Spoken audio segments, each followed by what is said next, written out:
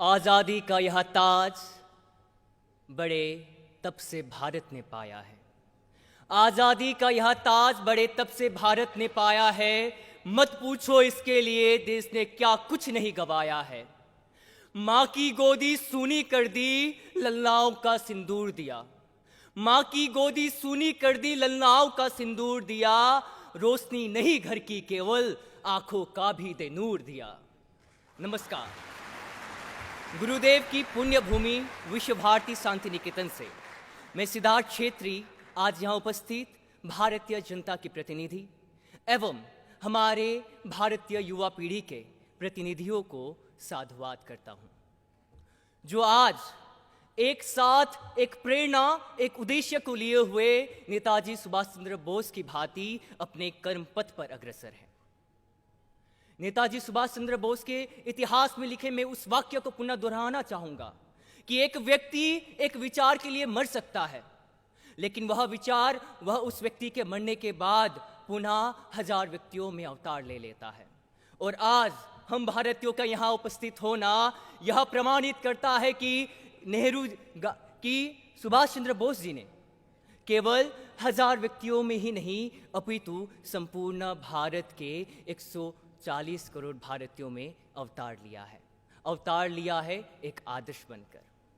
सुभाष चंद्र बोस वे भारतीय थे जिन्होंने अपने कर्म से यहाँ बताया कि भारत में जो है शिक्षा का क्या महत्व होता है। उन्होंने भारत को बताया कि जनता की प्रतिनिधित्व करने का क्या लक्ष्य होना चाहिए। मैं पूछता हूँ भारत की उन जनता से जो यहाँ सोचते हैं कि भारत में जो भारतीय है उसका उदाहरण सबसे बड़ा कौन है, तो हमारे बीच एक ही उत्तर आता है, सुभाष चंद्र बोस।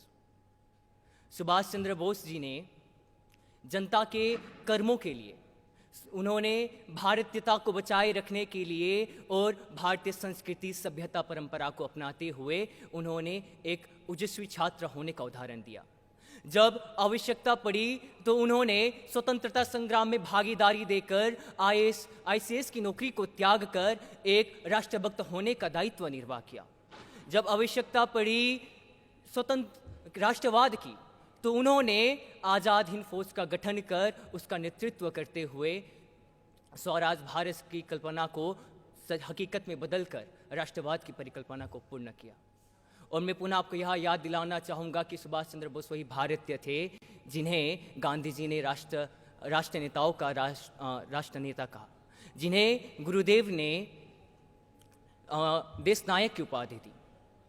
और अंत में मैं यही कहना चाहूँगा कि आज हम यदि आज़ाद है तो उस आज़ादी का जो श्रेय है वो सुभाष चंद्र बोस को जाना चाहिए।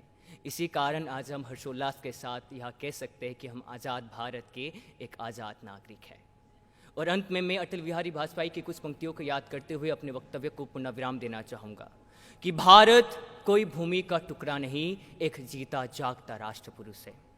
यहाँ वंदन की धरती है, यहाँ अभिनंदन की भूमि है, यहाँ अर्पण की भूमि है, यहाँ तर्पण की भूमि है। इसकी नदी नदी हमारे लिए गंगा है और इसका कंकर कंकर हमारे लिए शंकर है।